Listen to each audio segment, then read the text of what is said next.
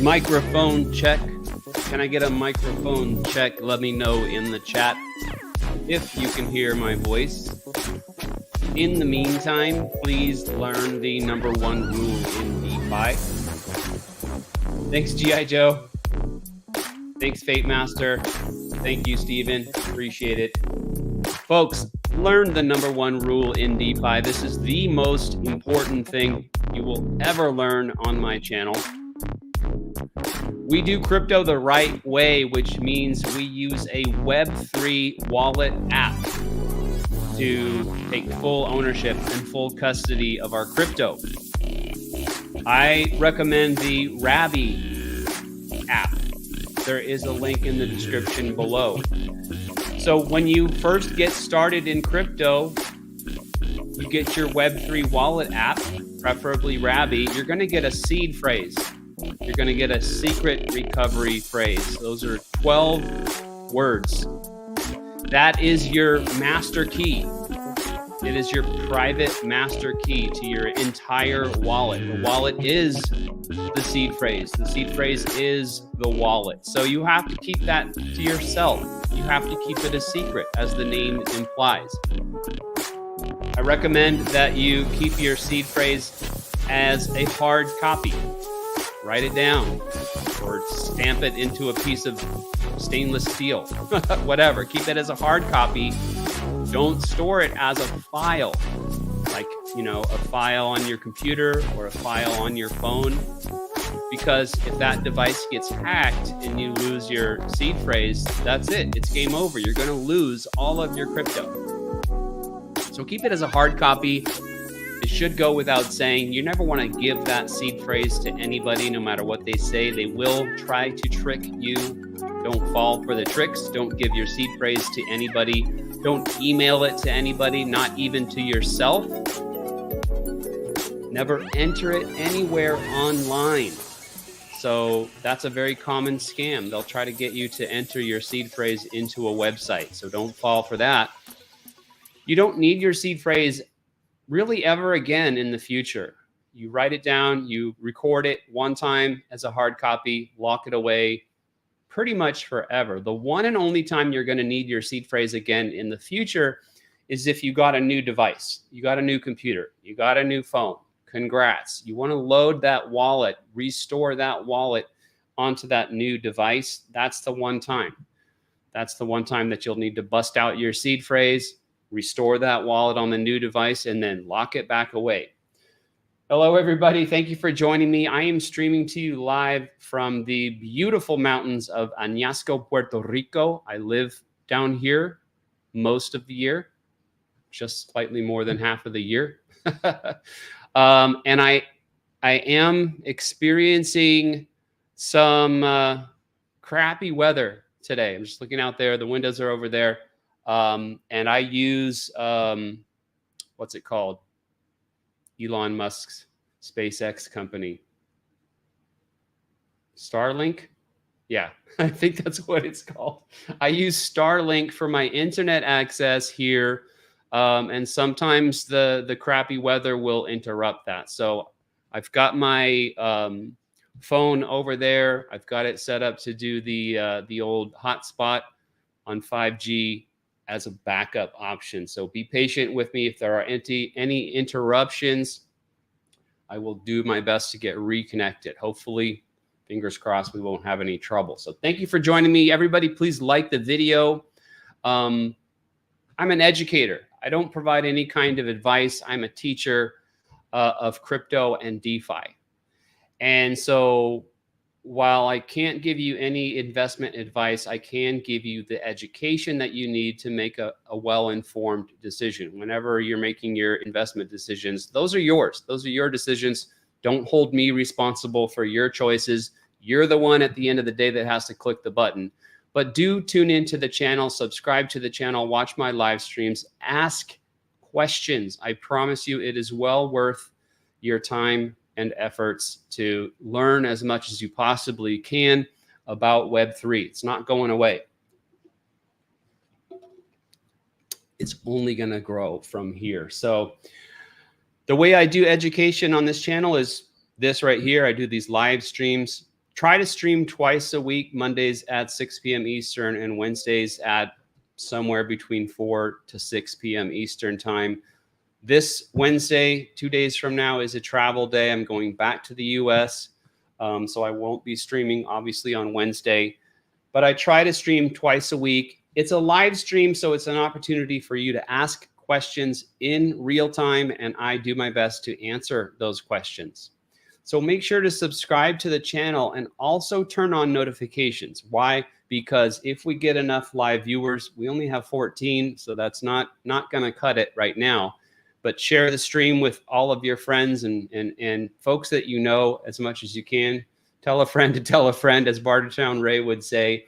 And if we get some more viewers, if we get up to 35 to 40 viewers, I will give away some free crypto. So can't beat that. All you have to do is show up, and along those lines, you want to turn on those notifications. You want that ding on your phone letting you know that I'm going live once again. All you have to do is show up, tune in, tell your friends. You might win some free crypto. Okay. Besides the live streams, I also have a free Telegram group. This is an online chat application. You can put it on your phone and or your computer, completely free, open to everybody. Myself and a number of admins that I have, we are in that chat pretty much 24/7.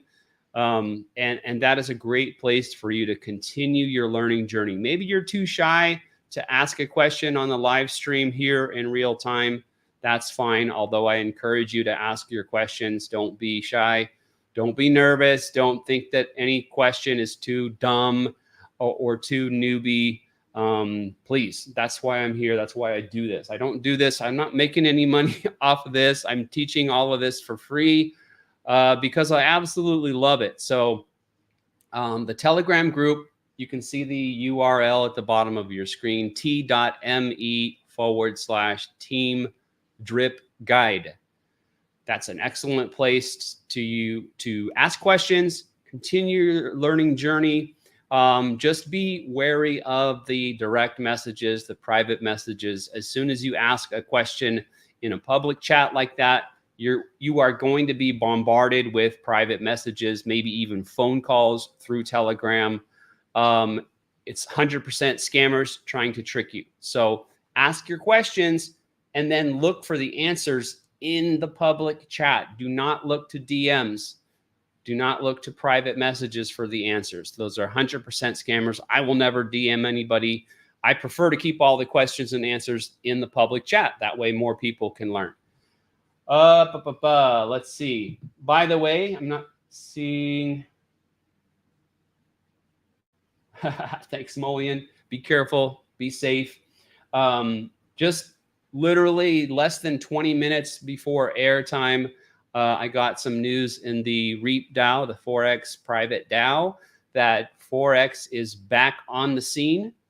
They had a big team meeting today, and he's got a backup website available for Animal Farm, and apparently we'll be doing some announcements later this week. So that's very exciting. Literally just found that out just less than 20 minutes before I started the stream. And you can see it is already having quite the effect on the PIGS token, AFP. I am a large investor in this token. I bought a little bit more right in this neighborhood, about $4.75. And yeah, so that's exciting news. We will see, you know.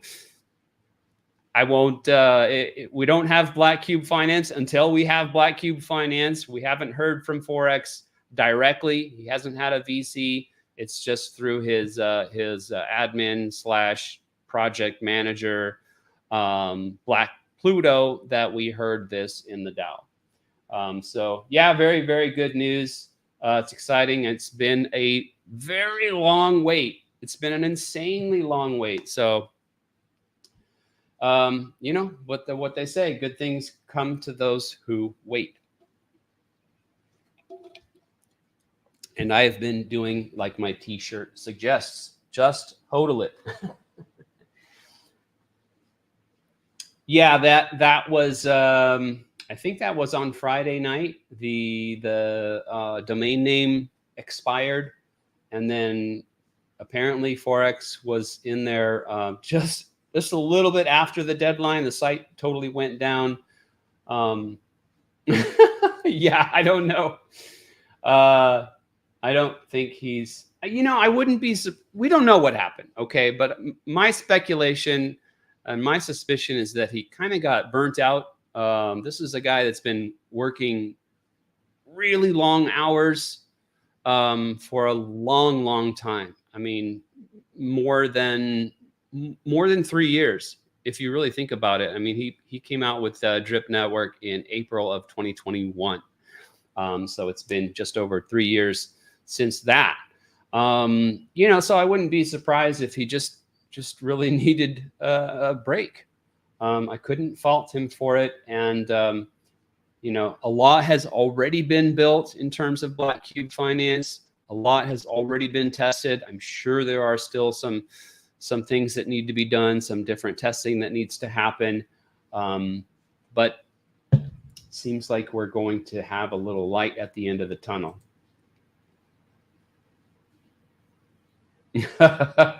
Well, yeah, I mean, it was. It still might be. I mean, there's been talk, especially in my chat, with regards to the new protocol, Black Cube Finance. It's a range optimizer. We're going to be talking about ranges today, so that should make sense. If it doesn't, it'll make sense soon. It's a range optimizer, and it's a giant liquidity machine, basically. And whenever you provide liquidity on PancakeSwap, you can stake those LP tokens and earn additional yield in the form of cake tokens from PancakeSwap. So Black Cube Finance, with its giant LP tokens, various liquidity positions, those tokens are going to be staked. It's going to earn a lot of cake from PancakeSwap, and then that cake will be converted into BNB, swapped for BNB, and that will be paid out to the round table. So the way to get in on the round table, I've talked about this umpteen times before, but just real quick, the way to get in on round table is to have the seat token. The way to get in on the seat token, there is no pre-sale, there's no fair launch or whatever. Any AFP tokens that you have, those will be automatically converted into the seat token, and the seat token will be your ticket to unlocking those rewards from Roundtable. The math, depending on how much TVL, how much liquidity is provided through the range optimizer product, which is going to be called Roam, we could be looking at $300 a year per token. So if you think about that for a second, this is a token that you can currently buy for $5.31. By the way, this is not financial advice, but this is one of my biggest positions other than providing liquidity. I do have some tokens that I'm hodling, and it's a token that generates passive income for you to the tune of a few $100s a year. So just think about that for a second. It's $5.31 to pick up a single AFP token right now. So anyway, let's move on with the content for today.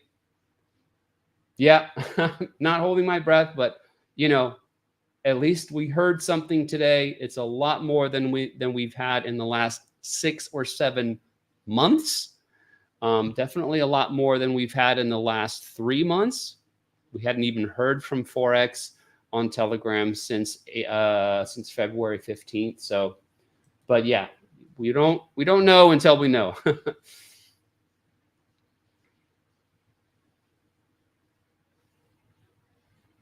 Yeah, it's the news was Forex is back online. They had a team meeting today. He's got a backup website for the Animal Farm website. and he's planning to have some announcements later on in the week. And this was in the DAO that we heard this. Yep. So yeah, Black Cube will eventually be multi-chain. That is the plan. It's going to get started on BNB chain using PancakeSwap.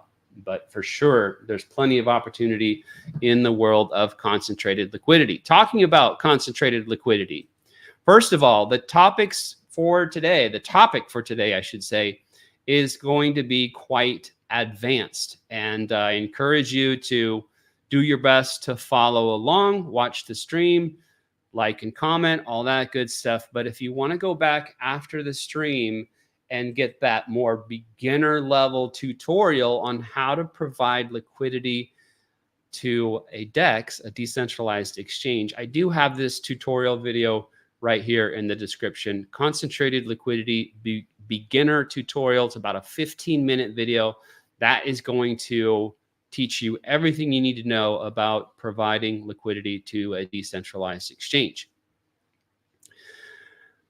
There's also the Rabby link. That's where it all begins. You have to have a Web3 wallet to do what we're doing here.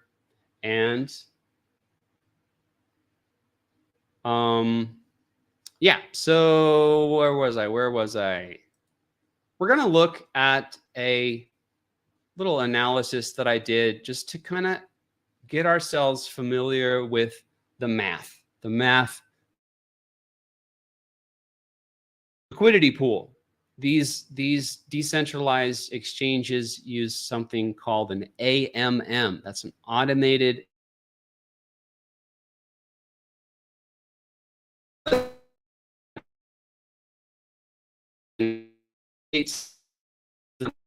to always do liquidity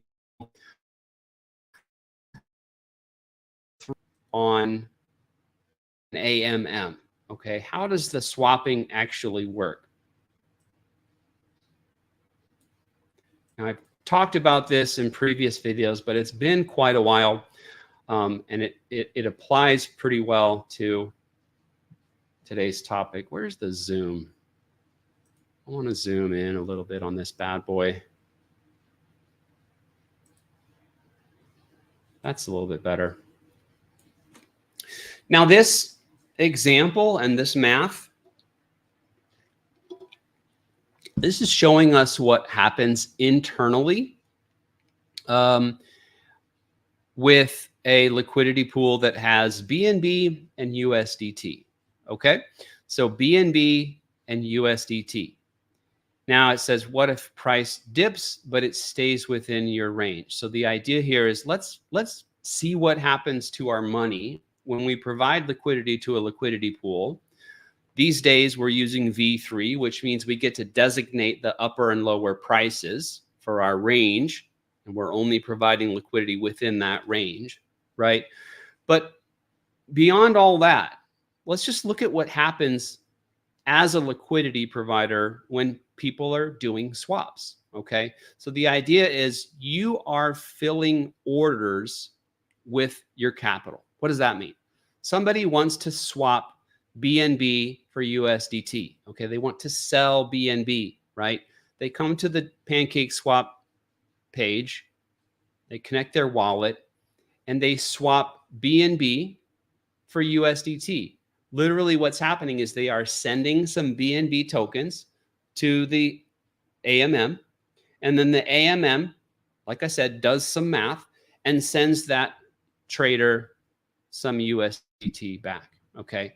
That's from the trader's perspective. The trader is selling BNB and they're getting USDT. From the liquidity provider perspective, we're doing the opposite. We are accepting that BNB from the trader and we are giving them some USDT. So what that means is if traders are selling, we're buying. Our capital is being used to fill those sell orders, which means we are buying. The user is selling, we're buying, okay?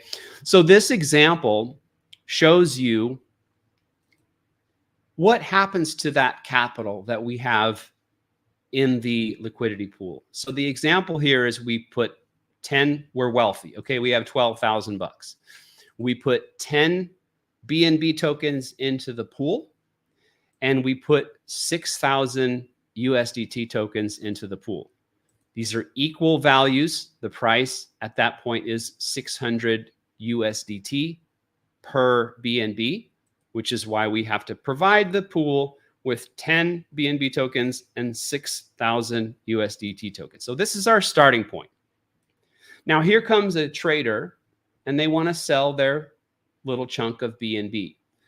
So they give us 0.01 BNB, and we have to give them some amount of USDT. Now internally, this is the smart contract, the AMM, that's doing this math. And the math is called the constant product formula. Constant product formula. Product of what? The number of BNB tokens multiplied by the number of USDT tokens. That is the product, and that product must remain constant. It does the math such that the product remains constant. Okay. So by the way, I did post the link for this spreadsheet. Oh, that's fun.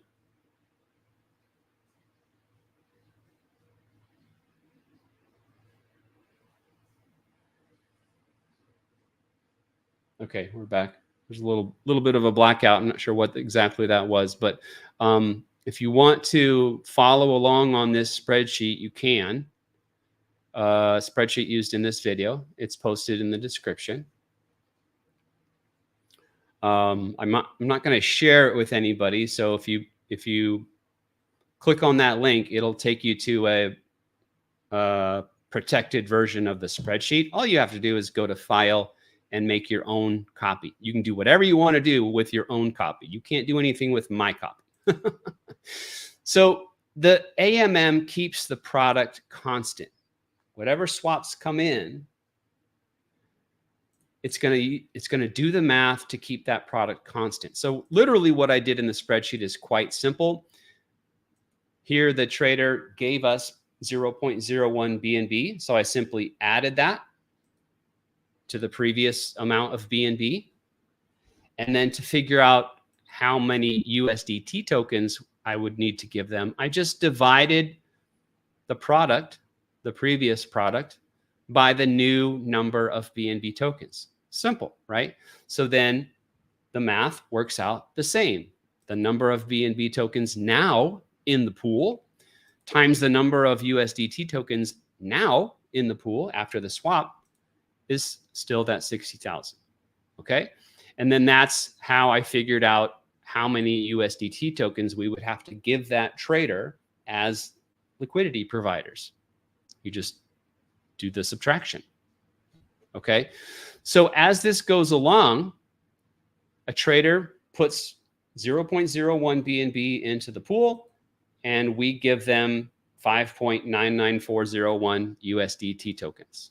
Okay. Now the new price is the new ratio. So it's no longer 6,000 USDT per 10 BNB tokens. It is now 5,994.00599 USDT tokens per 10.01 BNB. And so the new price, which another name for the price here is ratio, the new ratio of tokens in the pool is another simple equation. USDT, the number of USDT tokens divided by the number of BNB tokens. Okay. And on we go. Another trader gives us 0.01 BNB. We give them some USDT. Notice the USDT that we're giving them, it's going down, isn't it? Right? Because the price is going down. That makes sense. They're not getting as much USDT for their 0.01 BNB. And on and on and on we go. And this would be the last swap. So this is the last time in this example where somebody swapped 0.01 BNB and they got 5.88761 USDT for their trouble. We'll get to the fees in a second. Here's the bottom price. And us liquidity providers, we now have 10.1 BNB. We have 5,940 point blah, blah, blah USDT. What's the value of that? Well, that's easy. The value of that is simply the number of BNB times the current price of BNB plus the number of USDT. Simple, right? I want you to notice something though. $11,881.19. That makes sense. We started with 12,000 and the price went down. It makes sense that we have less value. What's this column? This is the HODL value. What does that mean? That means, let's say somebody started with the exact same amount of capital. They started with 10 BNB tokens and 6,000 USDT tokens, and they said, screw that liquidity providing thing. That's a scam. I'm just going to HODL. Okay, no problem. As we go down, the price is going down. The value of their 10 BNB tokens keeps dropping, right? So they're losing value also. But look at this. They have slightly more value than we do at the low price. The reason for that is because as the price is going down, we keep buying more BNB. We're buying BNB. Traders are selling BNB. We're buying because we're liquidity providers. So we're buying. As the price goes down, we're like, okay, let's buy some more. Oh, let's buy some more. Let's buy some more. So each additional buy that we did on the way down, if price keeps going down, that keeps going less and less value. That's why we've got less value than somebody who is just holding the tokens the whole time. It's not a lot. It's not a huge difference. And this is just an example. These numbers don't necessarily reflect like the real world, okay? But it does reflect accurately the mathematics, okay? So at the bottom, oh, excuse me a sec. I have a little reminder, a little daily reminder for me to check on my DripX.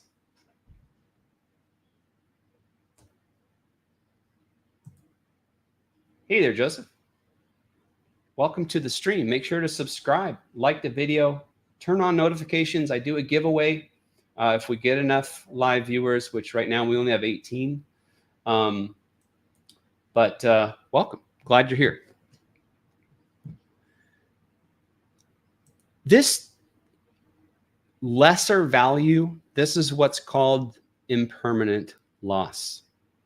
It's not permanent because we haven't locked it in. It's just at this particular moment, we have less value than somebody who was just holding the tokens, right? If you chose to remove your liquidity at that moment in time, the impermanent loss will become a realized loss. A realized loss. So if you don't remove your liquidity, then, you know, the price might recover. And as we can see with this example, once the price starts going back up, which for this example, I just pretended that we had buyers coming in for $6 at a time, right? I just arbitrarily chose that number. It's not relevant, but every time now traders are coming in, they're buying BNB, which means they're giving us USDT and they're expecting a certain amount of BNB in return, right? They're buying the BNB, we're selling it. So the math works out the same. You just have to put the formulas in different places. But now you can see the ratio is going back up. The price is going back up. Our BNB is dwindling, right? Because we're giving our BNB to the traders who are buying it. And our USDT is climbing because we're accepting USDT for the BNB that we're selling. Okay. At the top, you can see the price has returned basically to the same price as the example started with. Okay. And the value of our LP is now $12,001.19. Guess what? Exact same value as the person that just held tokens the entire time. Okay. So we can recover that impermanent loss if we leave the position in there. If we take it out, we're going to turn that impermanent loss into a realized loss.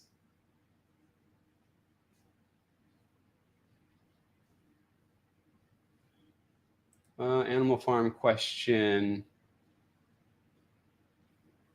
Should we provide liquidity on Pancake or remove them all tomorrow back into...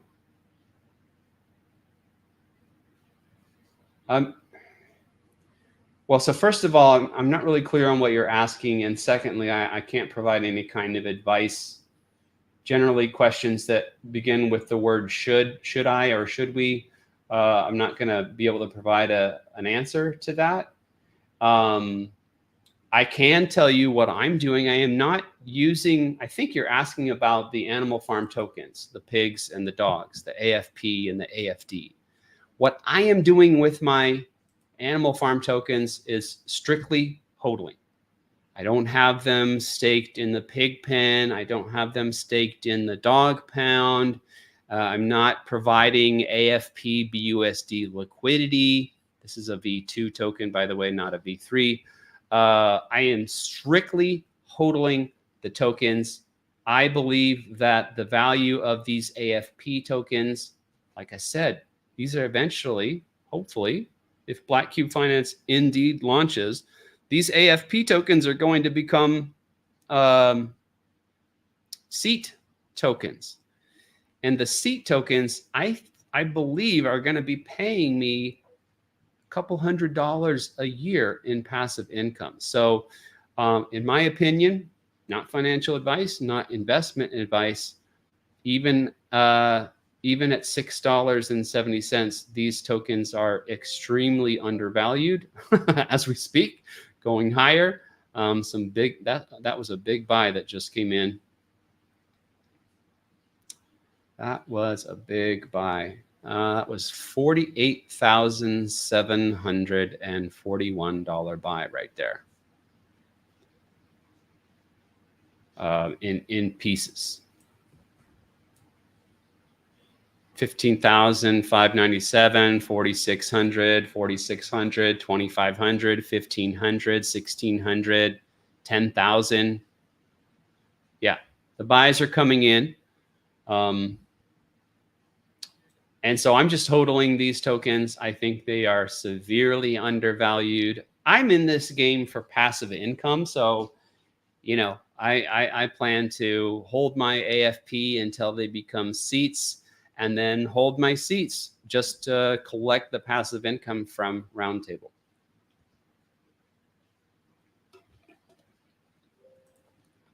Sorry, I'm at FOMO back into Black Cube over Pancake. Yeah, at this moment, there is no such thing as a seat token. There's no such thing as a cube token. Those tokens will go along with the launch of Black Cube Finance, and there will be an automatic behind-the-scenes migration. Users like you and me won't have to do anything at all. Our AFP tokens will be converted into seats. Our AFD tokens will be converted into cubes. I've done a ton of content about Black Cube Finance and Animal Farm V3, so I don't want to get too much into that. I do have some work to do. So we've talked about how an AMM works. We've talked about impermanent loss. And one of the things, when you're providing liquidity on V3, your position has endpoints. So you have a max price and you have a min price. In other words, you have a range of prices in which you're going to provide liquidity. When price reaches one side of your range or another, you are sold out of the other token. So let me explain that. So for quite a while now, I've been providing liquidity to the Bitcoin / ETH liquidity pool on PancakeSwap, and I'm doing this on a new network called ZK Sync. So when you look at this price chart, I'm not showing you the USD prices. This would be the default view of this chart. This is the default view is going to show you Bitcoin's price in dollar terms, right? $63,000 per Bitcoin. That's the price you're going to see by default on this chart. I like to switch it to the ETH price because this is the price that matters in terms of providing liquidity to this pool. It's the Bitcoin to ETH price. In other words, at the moment, it takes 20.45 ETH tokens to buy one Bitcoin token. Okay, which makes sense. ETH is whatever, $3,000-4,000. Bitcoin is $63,000, right? So it takes more ETH to buy a single Bitcoin. All right. So this is the price that actually matters when you're providing liquidity to this pool. This is the price. This is the ratio of tokens in the pool. And traders are going to be swapping Bitcoin for ETH or ETH for Bitcoin. They're going to be doing that with this liquidity pool. Your liquidity is being used to fill those orders. So this is the price that really matters. What happens when it goes out of range? So there's an example right here. I started this position when the Bitcoin to ETH price was right here. Okay. Why did the price go up? Well, that means that people were more interested in owning Bitcoin than they were in owning ETH. Traders, for the most part, traders were swapping their ETH to get Bitcoin. They were using their ETH to buy Bitcoin.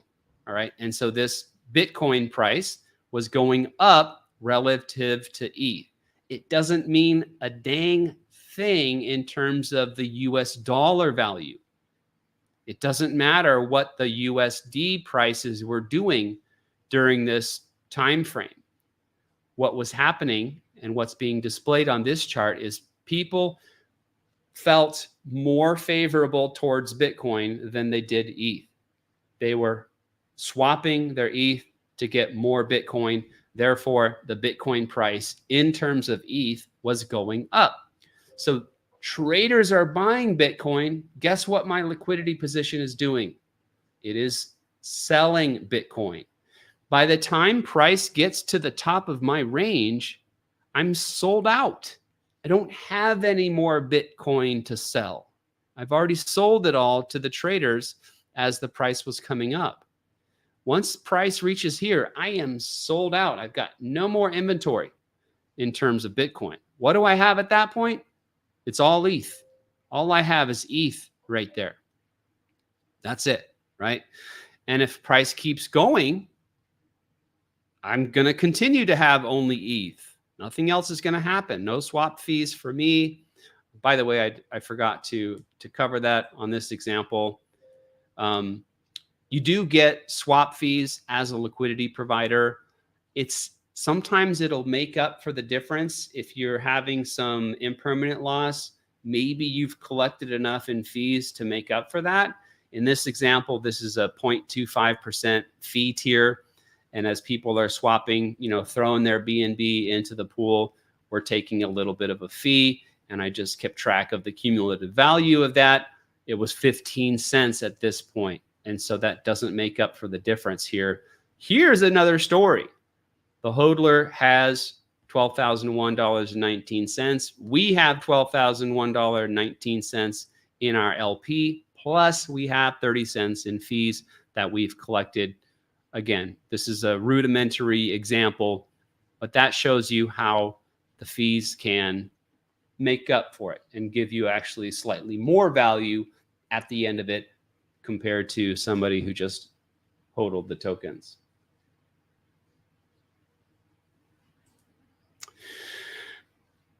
So in this example, I had all ETH, no Bitcoin, but then price started to go down. People felt more favorable towards ETH than they did in Bitcoin. Traders were selling their Bitcoin, buying ETH. I was buying Bitcoin, selling ETH. I'm buying Bitcoin, buying Bitcoin, buying Bitcoin. I get down to here. I've got no more ETH with which to buy Bitcoin, right? 0% ETH. I don't have any more ETH. I can't buy any more Bitcoin. I already bought Bitcoin the whole way down. At this point, my position is 100% Bitcoin. I don't have any more ETH, right? And then goes back up again. So as long as trading is happening within my range, I'm collecting fees. When price escapes the range, I have 100% of one token or the other, and I'm no longer collecting fees. This example and this little analysis here on the spreadsheet, this is for a bot that I'm using at the moment. We have a project going called Liquid Warriors. And I just wanted to do an analysis of sort of an automated liquidity strategy where every time the price goes out of your range, the bot, in this case, rebalances the position. Meaning, for example, right here, I told you traders are buying Bitcoin. I'm selling Bitcoin. At here, I don't have any more Bitcoin to sell. I only have ETH. And what the bot would do right there is it would sell half of its ETH to buy Bitcoin, 50-50 ETH and Bitcoin, and it would establish a brand new range to whatever range I had designated in the bot. That's fine. But remember, if we remove our liquidity position at some point midstream, we are locking in the impermanent loss. We are making the impermanent loss permanent. And so when you have a liquidity bot like this, where it's just automatically rebalancing, you're actually losing value every single time that it rebalances. Not to mention, there are swap fees. Every time you need to rebalance, you have to sell half of your position to get the other token. Now you're back to 50-50. You put that into the liquidity pool at a new price range. Great, but you have to pay a swap fee. You might have a little slippage. You might have some price impact depending on how much capital you're working with. All right.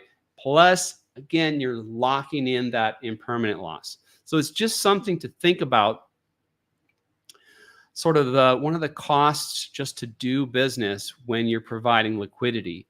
And I'm not entirely sure that providing liquidity with a bot like this and suffering these losses every time it has to rebalance, I'm not sure that ends up being a net profitable proposition.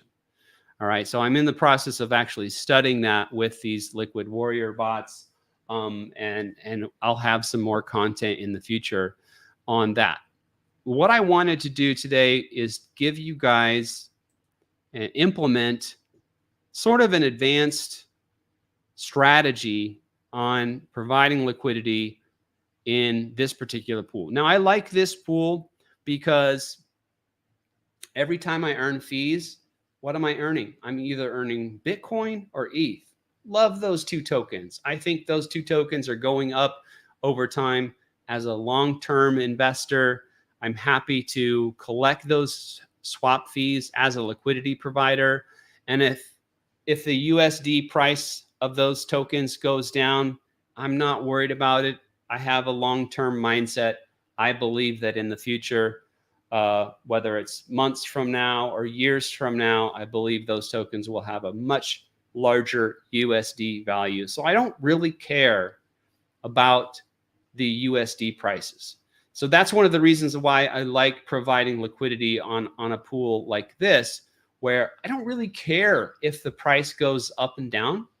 I don't care if Bitcoin is hotter than ETH that week, or if ETH is hotter than Bitcoin that week. You know, maybe both coins are selling off, but Bitcoin is holding up better, right? And so Bitcoin's value relative to ETH is going up. Maybe it's the opposite. Maybe both tokens are pumping, but people are more excited about ETH that day. All right. Then you might have this price going down, where Bitcoin is losing value compared to ETH. So I think it's really interesting that the USD prices don't really factor in. And honestly, that's exactly the way I like it, because I'm not worried about the USD prices right now. My thesis is that these things are going up big time in the future, right? So how can I provide liquidity and collect nice fees, but not lose too much value to impermanent loss becoming realized loss, right? How can I not spend too much on swap fees, on slippage, on price impact? Okay.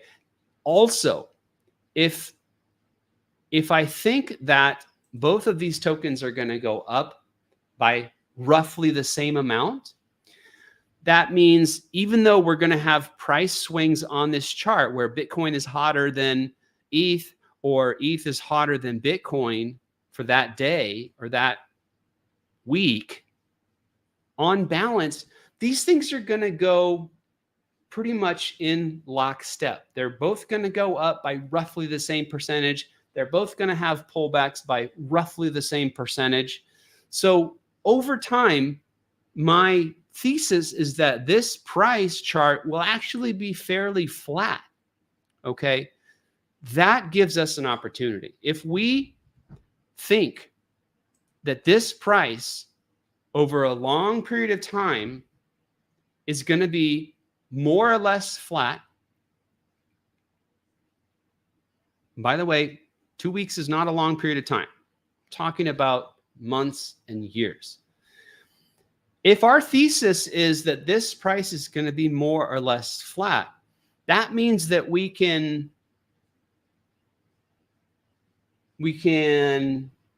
have an edge by buying when prices are quote unquote low and selling when prices are quote unquote high, right? So this will be an excellent chart for what they call mean reversion, right? So this might have a long-term trend of going up or going down, depending on long-term which coin does better. Does Bitcoin do better than ETH in the long run? I kind of think that ETH will do better than Bitcoin in the long run. I don't know. I don't know what's going to happen in the super long run. But what I do know is that there's a good chance that this price will remain basically flat. And what I can do is I can set up liquidity positions at the highs, and I can set up liquidity positions at the lows such that I am buying the lows and selling the highs. So that's going to be the sort of advanced topic that I'm going to talk about and actually demonstrate today. So again, I'm doing this on PancakeSwap. I am using the ZK Sync network. Let me unlock my wallet.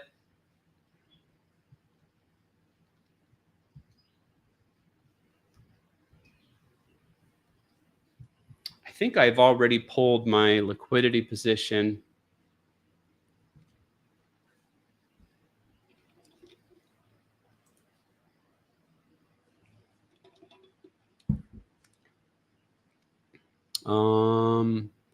ETH.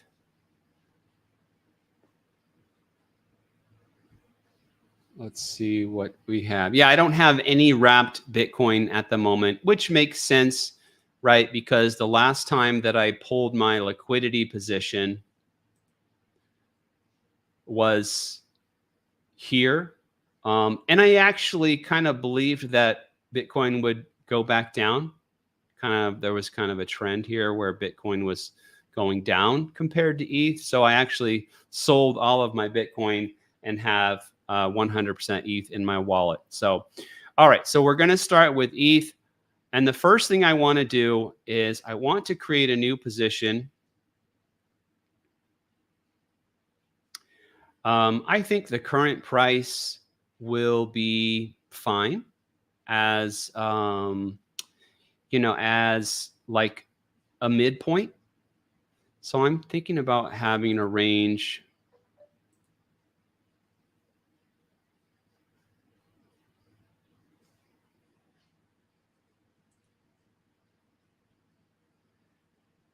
somewhere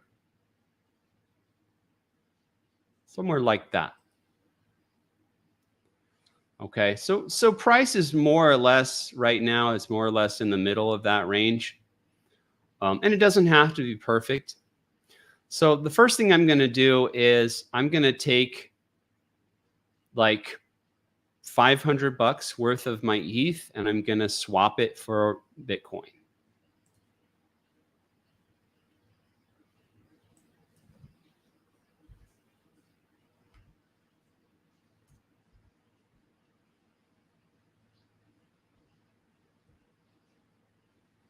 Let's do that. I do not want cake. I want wrapped Bitcoin.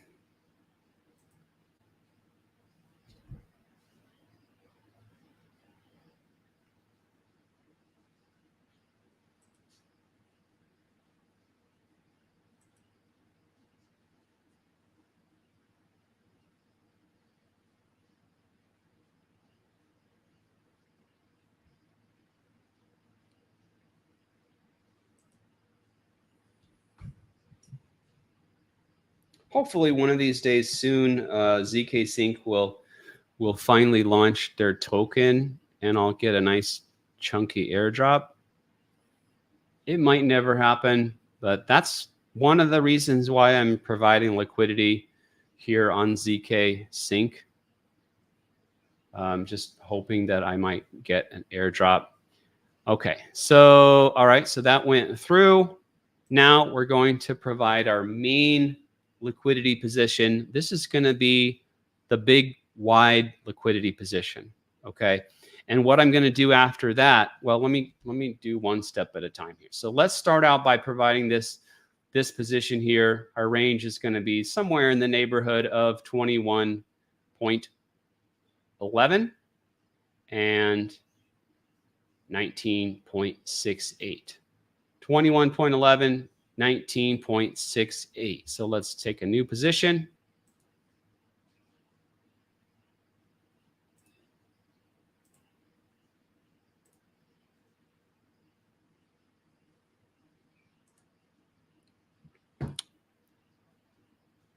I will choose the most popular fee tier. I think the cake rewards are a bit higher on this one, but I think it actually ends up being slightly more profitable with the 0.05 fee tier. So I'll choose that one. My price range, I'm going to view the prices of Bitcoin as opposed to viewing the prices of ETH. And we said 21.11. And we said 19.68.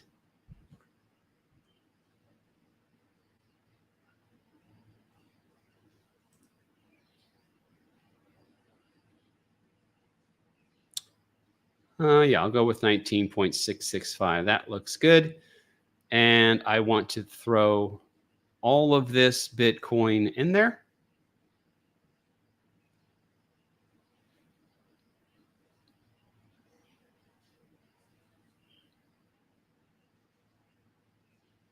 Let me think about this for a second. I'm going to hold some of this back.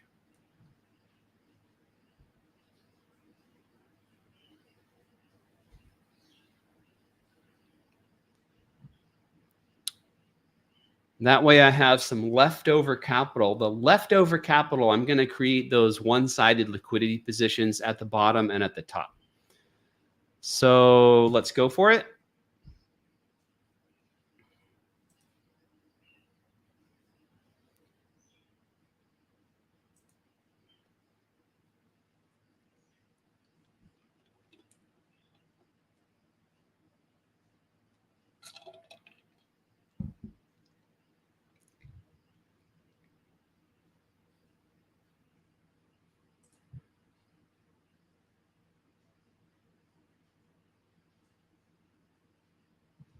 My seat keeps sinking down. It looks like I'm shrinking.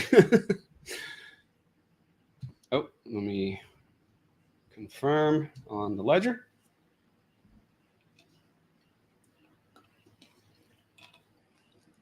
Knock on wood, the Starlink seems to be doing well for us. All right, and once you create a new liquidity position on PancakeSwap, do not forget to stake the LP token. It's not going to be huge because my range is pretty wide. Advantage of a little bit of extra yield on the phone here. There's my token. So I'm going to earn a little bit extra yield by staking my LP token. These LP tokens, by the way, are NFTs, so that's pretty cool. Represents your liquidity position with your range and everything else. The nice thing about this strategy is this will be pretty much set it and forget it, with the one exception being if my price goes out of the range, that's where I'm going to have to kind of jump on those extra liquidity positions that I'm going to place. It's almost like setting a trap. I'll show you guys how this works. So that in and of itself is not bad. 83.5% APR. That is a tasty yield. Come on, where else are you going to get 80% a year on your money? And by the way, like I said earlier, the fees that I'm collecting are in the form of wrapped Bitcoin and ETH. So those, I believe, are going to go up in value over time. So I can literally just collect my fees every week or two, hodl those in my wallet, and over time, I believe those will go up substantially in value. I've got my position. Let's take a quick look at it. I like to be kind of OCD with my charts, so I'm going to 21.1121. Boom. And 19.6652. Boom. Okay. So there's my range. That covers a pretty good amount of price action. Let me shift this over because I just started this. Oh, man. Now I have to redo the things.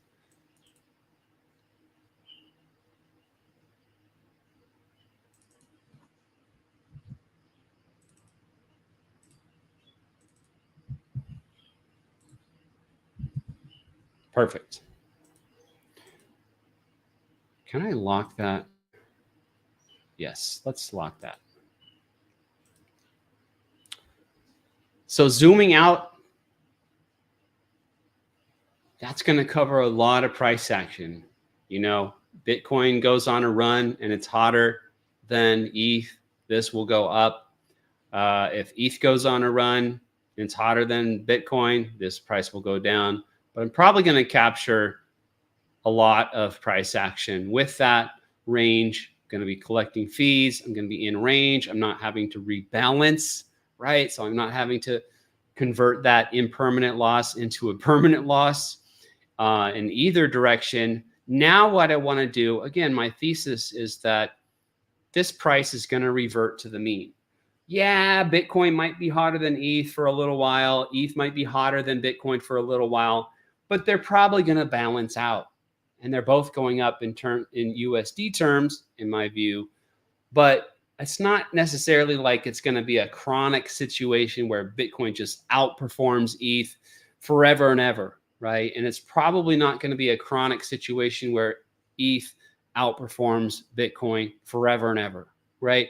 There's going to be ebbs and flows, all right?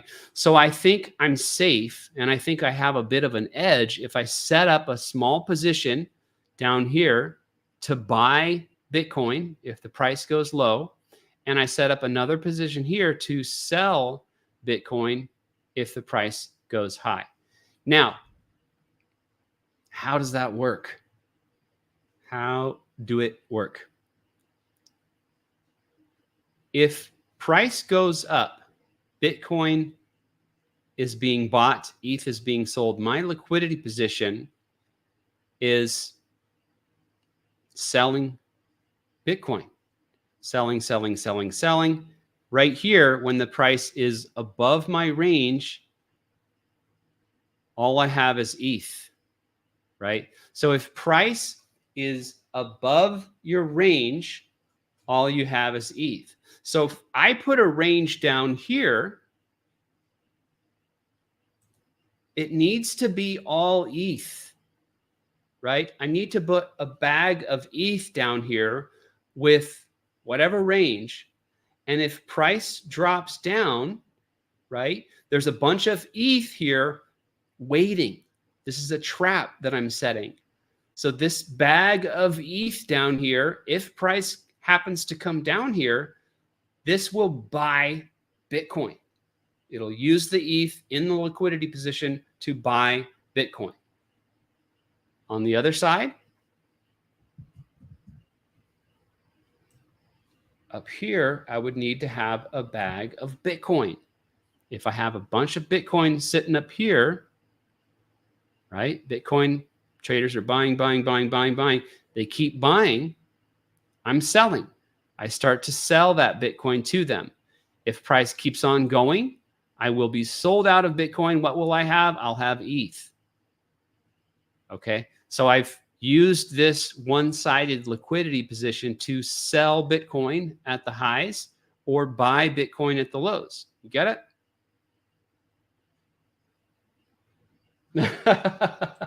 Did I? Was there a little glitch in the matrix here?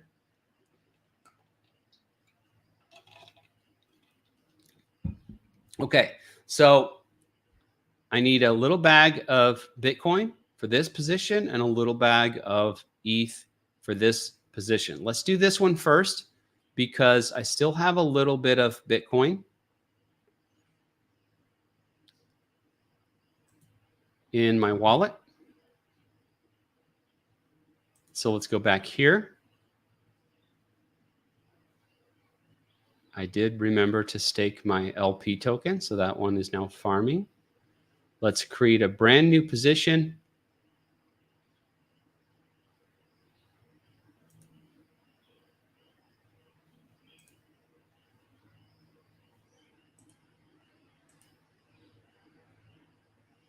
Oops. That's not what I want.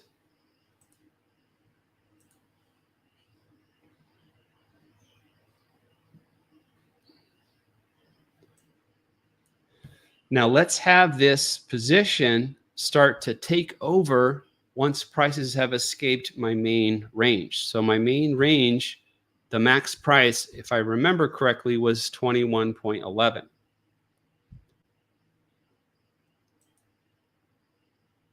Now it's only $70 worth of Bitcoin. I probably should have saved myself a little bit more, but that's okay.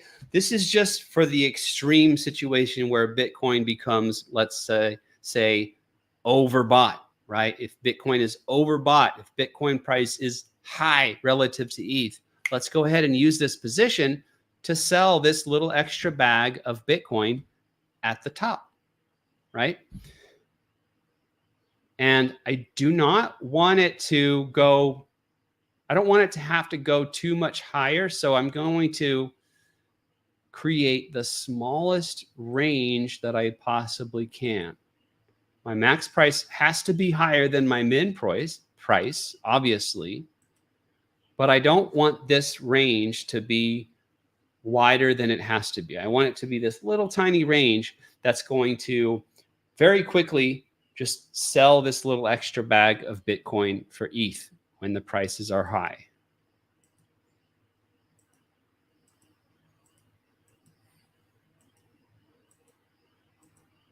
And it's warning me this is not going to earn any fees, but that's not the point. My point is not to earn swap fees with this liquidity position. My point is to sell Bitcoin when the price is high. There, I don't think it'll allow me. Yep, it'll allow me to go a little bit narrower than that. Invalid range. Okay, yeah, I can't have the min and the max price being the exact same. So we will do this.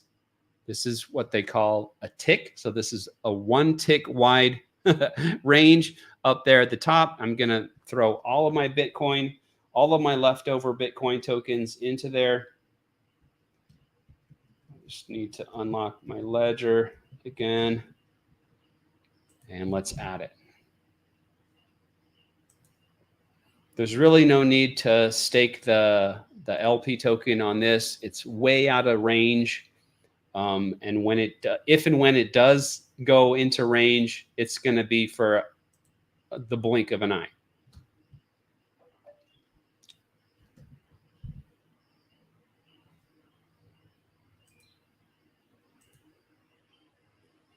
How much are you making daily, and are you keeping it? Yeah, for this particular position, you saw the APR there. It was somewhere on the order of 80%. And I think I put about $1,000 into that position. I'll look at it again. That's a good question, though. I'm glad you asked that. I'll go over that in a sec. Okay, so let's go back to here. There's my brand new inactive position. And let's go ahead and put this on the chart accurately, as I like to do.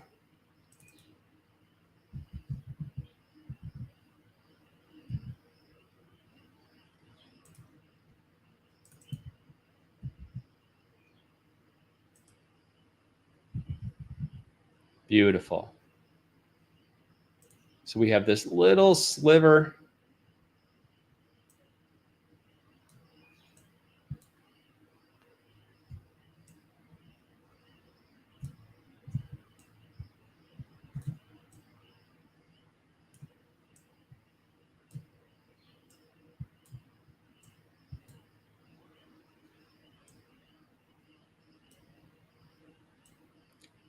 Little sliver of a position.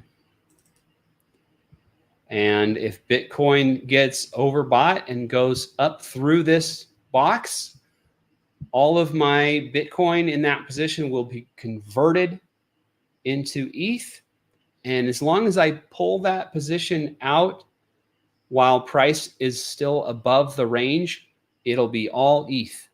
So in effect, I will be selling $70 worth of Bitcoin for ETH. You could think of this also as kind of a limit order. If any of you are traders out there, you know what a limit order is. This is kind of like that. It doesn't work exactly the same, because if I don't catch it while price is above my range, then if it goes back down through, it's going to do the opposite. So it'll sell the ETH and buy Bitcoin on the way down. And if I don't catch it and price is back down here, I'm still going to have my Bitcoin up here. You know, I'll have a few pennies for the fees that I collected while price went through that range. Okay.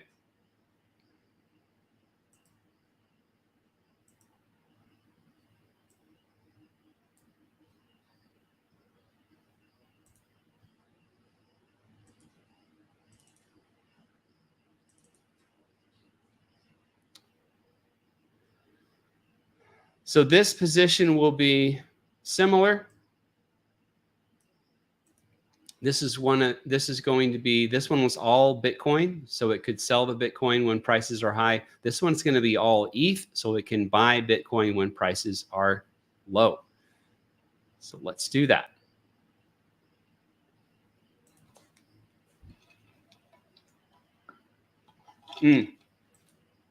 To answer your question, Mark, I have, a little bit more than $1,000 in this liquidity position. Assuming the APR, now APR stands for annual percentage rate. This does not consider the effects of compounding. This is just basically what you would earn over the course of an entire year. And this will go up and down. If there's more trading volume, it's going to go up. If there's less trading volume, it'll go down. But 82% times roughly $1,000 should pay me not 82,000. Got to chop off a couple of zeros there. So $820 in a year. Divide that by 365, couple of bucks a day, theoretically. Now, again, the volume might go up, it might go down. And these are always just estimates. Some of this will be coming in the form of cake as well.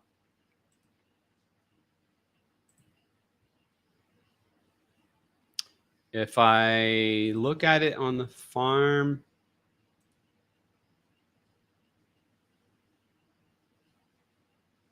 there, you can see the farm APR is about 29%. So that means the cake tokens that I'll be earning as a result of staking my LP token here on the farm. And then the LP fee, the trading fees that I earn as a liquidity provider will be about 54%, almost 55% per year.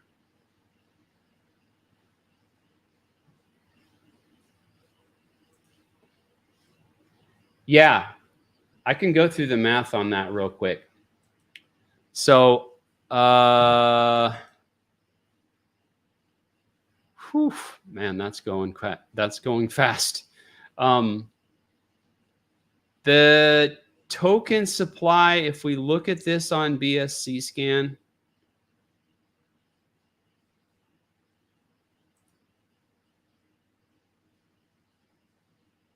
so there are roughly 450,000 AFP tokens. And here's how it's going to work. So BlackQ Finance is going to have a range optimizer product called Roam, range optimization algorithm. People will invest money into Roam. That money will be provided as liquidity on various pools. The thought is we will have, once BlackQ Finance is up and running, people understand how well it works, we'll have a few $100 million in what they call TVL. It won't really be locked because people can remove their capital from Roam at any time, so it's not really locked. But that's what the phraseology is for DeFi. So TVL. So let's say we have $500 million of TVL. So investors have put $500 million into the Roam product, which sounds like a crazy large number. It's actually very, very, very reasonable for these kinds of DeFi products. So 500 million. You just saw on my animal farm, or excuse me, on my pancake swap position, my APR on the farm, right, was somewhere on the order of 25 to 30%. So if we have $500,000 worth of liquidity in various liquidity pools, we're staking those big LP tokens on PancakeSwap to earn cake. And the way Black Cube Finance is going to work is all of that cake earned by those big stakes will be converted to BNB and paid out to the roundtable. Okay, so if it's $500,000 of liquidity in Rome, and we're earning 30% a year, this was a number that Forex gave us early on as well. 30% a year is that many dollars, okay, in cake. And again, this cake is just harvested from PancakeSwap, converted to BNB, and paid out to Roundtable over time, of course. It's not all at once. Now, $150 million a year spread across roughly 450,000 tokens. Not everybody is going to stake their seat token in the roundtable, but let's just assume that everybody does. Everybody wants a piece of that passive income. By the way, this is not the only source of passive income for the roundtable, but this will be the main one for sure. If we divide that number by 450,000 tokens staked, that is $333 a year. So that's where we got that number. Now, will the TVL be that? Maybe it'll be less. Maybe it'll be more. Will the cake yield be 30% a year? I don't know. Maybe it'll be less. Maybe it'll be more. But that's a good ballpark number. Actually, we've been streaming now for an hour and 16 minutes. Never broke into the 30s in terms of live viewers, so I won't be able to do a giveaway today. But make sure, if you're watching right now, if you're not already subscribed, go ahead and subscribe to the channel and turn on the notifications. Click that little bell. Make sure you get notified and you know whenever I'm going live, because all you have to do is show up. And if we get 35 to 40 people tuning in for the live stream, I will give away some free crypto. But I'm going to go ahead and end it there. It's been a pretty long stream. I don't want to get too crazy long. I still have one more position to create, but it's essentially going to be the same procedure, only this time it's going to be a lower price range, and it's going to be all ETH instead of all Bitcoin. Okay, and that's going to do it. So thank you for the questions. Thank you for watching the video. Like and subscribe. If you're watching the recorded version of the video, thank you for watching the video. Make sure to like the video. Leave a comment down below. Normally, I would be back again on Wednesday. This Wednesday, I'm going to be traveling, headed back up to the U.S. So I will have to see you guys next week, 1 week from today, 6 p.m. Eastern time. Okay? Really, really appreciate everybody watching. Stay safe out there. Keep your seed phrase to yourself. Just hodl it. Not financial advice. And I hope everybody has a good week and weekend. I will see you guys hopefully again on Monday. Thank you.